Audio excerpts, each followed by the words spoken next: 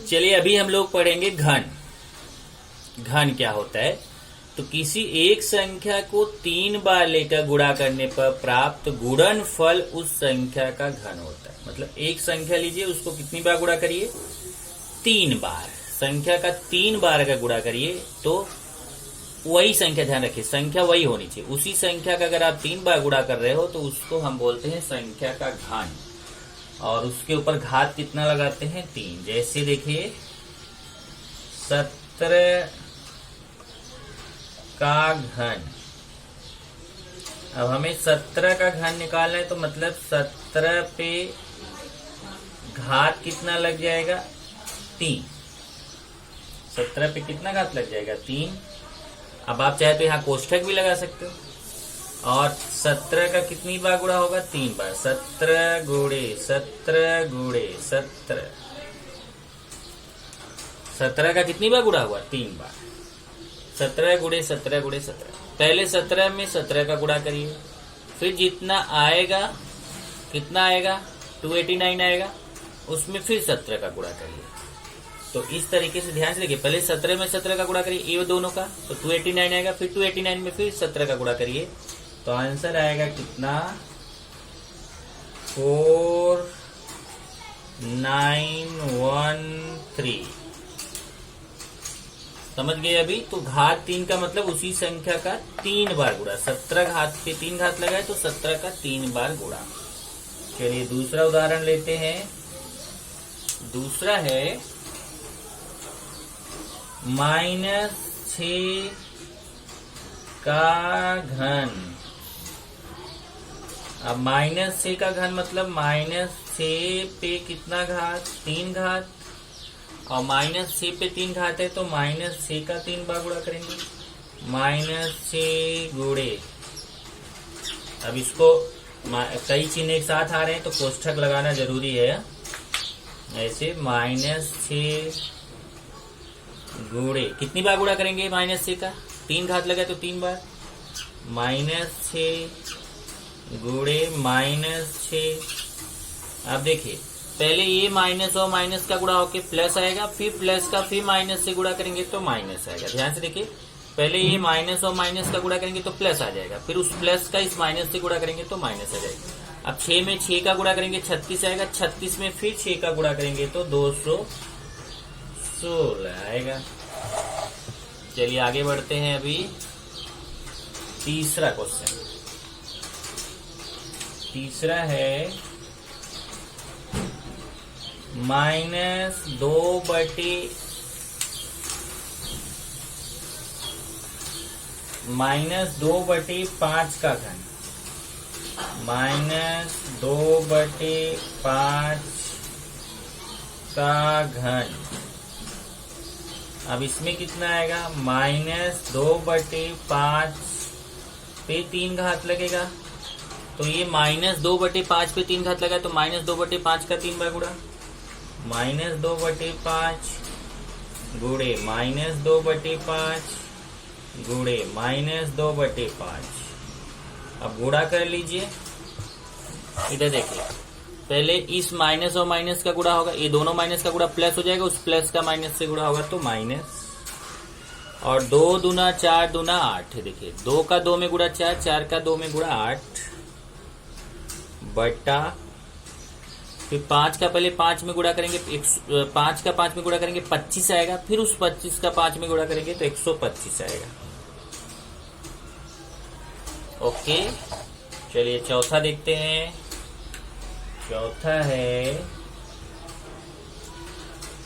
चौथा फिर पांचवा देखेंगे। चौथा है 1.2 का घन। 1.2 का घन मतलब 1.2। 1.2 मतलब 1.2 पे 3 घात। 1.2 का 3 बार गुणा। घात 3 लगाए तो 1.2 गुणे 1.2 गुणे 1.2 3 बार गुणा। अब देखिए पहले 1.2 में 1.2 का गुणा करेंगे तो 1.44 आएगा, फिर 1.44 में फिर 1.2 का गुणा करेंगे तो 728 आएगा। दशमलव का गुणा मैंने आपको बेसिक में सिखाया है।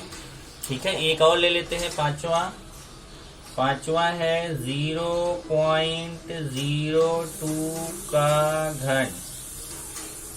अब देखिए, तो 0.02 का घात 3 हो जाएगा। तो 0.02 गुणे 0.02 गुणे 0.02। ओके, अब इसका गुणा करेंगे तो कितना आएगा? ये देखिए, 2 दूना 4 दूना 8, पहले 2 दूना 4 फिर 4 दूना 8 आएगा। लेकिन कितने स्थान बाद दशमलव? 1 2 3 4 5 6। इधर देखिए, दशमलव की इधर 2 स्थान है, इधर 2 स्थान, इधर 2 स्थान, 6 स्थान पे दशमलव है। तो इसका आंसर आएगा, देखिए ऐसे 0.00000 5 बार 8। इस तरीके से ये आंसर है। गुणा करना तो आपको आता है, दशमलव का गुणा आपको सिखाया गया है कि 0.02 में पहले 0.02 का गुणा करना, जितना आएगा उसमें फिर 0.02 का गुणा करना। ये तो हो गया घन। अब हम लोग पढ़ेंगे घनमूल क्या होता है। घन तो ठीक है, उस संख्या का 3 बार गुणा कर दिया, लेकिन अगर हमें घनमूल निकालना है तो घनमूल निकालने के लिए हमें क्या करना चाहिए? तो चलिए अभी देखते हैं कि घनमूल के लिए क्या करना है। तो घनमूल के लिए आपको ध्यान देना है क्या क्या बातें।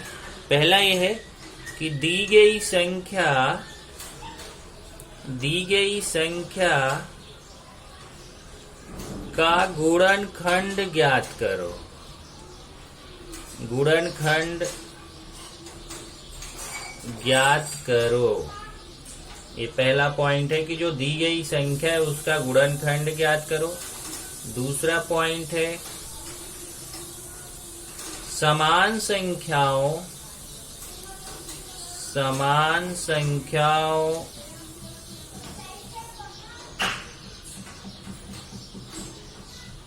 के 3 संख्या का समूह बनाओ।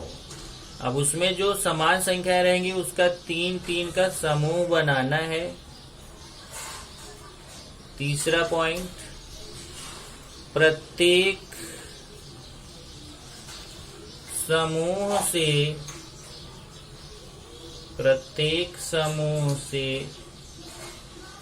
एक संख्या बाहर निकालो। प्रत्येक समूह से आपको एक संख्या क्या करना है? बाहर निकालना है। और बाहर निकालने के बाद उसका गुणा करो तो घनमूल प्राप्त होता है। ये देखो, घनमूल के लिए इतना सारा काम करना है। अब इसमें एक आपको याद रखे का पॉइंट है। याद रखिए, देखिए क्या है। याद रखिए में 2 पॉइंट। पहला, धनात्मक संख्या का घन, ये जो अभी आपने यहां घन निकाला था, तथा घनमूल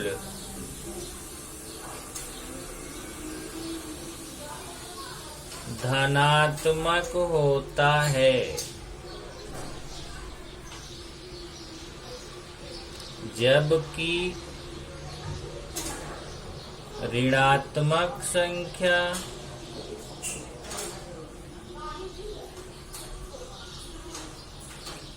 का घन तथा घनमूल ऋणात्मक होता है। इसका मतलब क्या हुआ? इसका मतलब हुआ कि अगर प्लस में संख्या रहेगी तो उसका घन भी प्लस में आएगा, घनमूल भी प्लस में आएगा। और अगर संख्या माइनस में है तो उसका घन भी माइनस में आएगा, घनमूल भी माइनस में आएगा। तो प्लस वाली संख्या का घन भी माइनस प्लस में आता है, प्लस वाली संख्या का घन भी प्लस आता है, घनमूल भी प्लस आता है। और माइनस वाली संख्या का घन भी माइनस में आता है, घनमूल भी माइनस आता है। इसका मतलब प्लस का प्लस आएगा, माइनस का माइनस आएगा। एक उदाहरण लेके आज आपका ये लेक्चर खत्म कर देते हैं। जैसे ये घनमूल का मैं आपको उदाहरण ले रहा हूं। जैसे 216 का घनमूल निकालना है। 216 का घनमूल आपको ज्ञात करना है। तो पता है 216 का घनमूल निकालने के लिए उसको कैसे करेंगे? उसको ऐसे लिखते हैं, यहाँ ऐसे 3 लिखते हैं, ऐसे करड़ी बनाते हैं, 216 लिखते हैं। इसको बोलते हैं घनमूल। ऐसे 3 लिखा, करड़ी बनाया, यहाँ 3 जो बताता है घनमूल का निशान है। अब क्या करेंगे? अब ये 3 और ये 216 के छोटे छोटे भाग करेंगे। कैसे? देखिए मैं इधर करने जा रहा हूँ। देखिए ये 216 है, इसको छोटी छोटी संख्याओं से काटेंगे। तो चलिए मैं काट के दिखाता हूँ। 216 को पहले मैं 2 से काटूंगा, तो 216 में 2 का भाग दूंगा तो 108 आएगा। फिर इसको 2 से भाग दूंगा, 108 में 2 का भाग दूंगा तो 54 आएगा। भाग देना आपको आता है। फिर इसमें मैं 2 का भाग दूंगा तो 27 आएगा। 54 में 2 का भाग 27। अब 27 में 2 का भाग नहीं जाएगा तो मैं 3 का दूंगा, 9 आएगा। 3 9 27। फिर 9 में फिर 3 का भाग जाएगा, 3 आएगा। फिर 3 में फिर 3 का भाग जाएगा, 3 1 के 3। एक गुणनखंड हो गया, आपको लसाव में सिखाया था। अब ये जो आपका है इसको आपको लिखना है। तो इसको आपको ये जो 216 है उसका गुणनखंड हो गया 2 गुणे 2 गुणे 2 गुणे 3 गुणे 3 गुणे 3।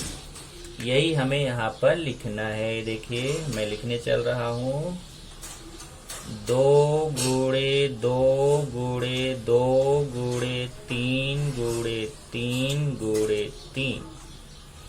देख लीजिए 2 2 2 ऐसा 3 बार है, 3 3 3 भी 3 बार है। अब इसमें हमें क्या लिखा है कि 3 3 का समूह बनाना है। समान संख्या देखिए, ये 3 का समूह बन गया 2 2 वाला, और ये 3 3 वाला भी 3 का समूह बन गया। अब आपको क्या करना है, इस 2 के समूह में से देखिए 2 के समूह में से एक 2 निकाल लेना है। ये 3 समूह बन गया ना 2 का, 1 2 3, और 3 का भी 3 समूह बन गया। तो इस 2 के समूह में से एक 2 निकाल लीजिए, और गुणे इस 3 का भी 3 का समूह बने। देखिए 1 2 3, इसमें से एक 3 निकाल लीजिए। देखिए इस 3 के समूह में से एक 2 निकाल लिया, इस 3 के समूह में से एक 3 निकाल लिया। तब बाहर निकल जाएगा तो करड़ी हट जाएगी, और इसका गुणा कर लीजिए 2 3 6। इसका मतलब 216 का घनमूल कितना होता है? 6 होता है। अतः 216 का घनमूल 6 होता है। ये आंसर। इस तरीके से आपका एक घनमूल हो गया। अगले लेक्चर में जब हमारा आएगा तो उसमें हम यही घनमूल निकालना सीखेंगे, कैसे घनमूल निकालते हैं। बस इतना इस चैप्टर में बचा हुआ है कि कैसे घनमूल हम निकालते हैं।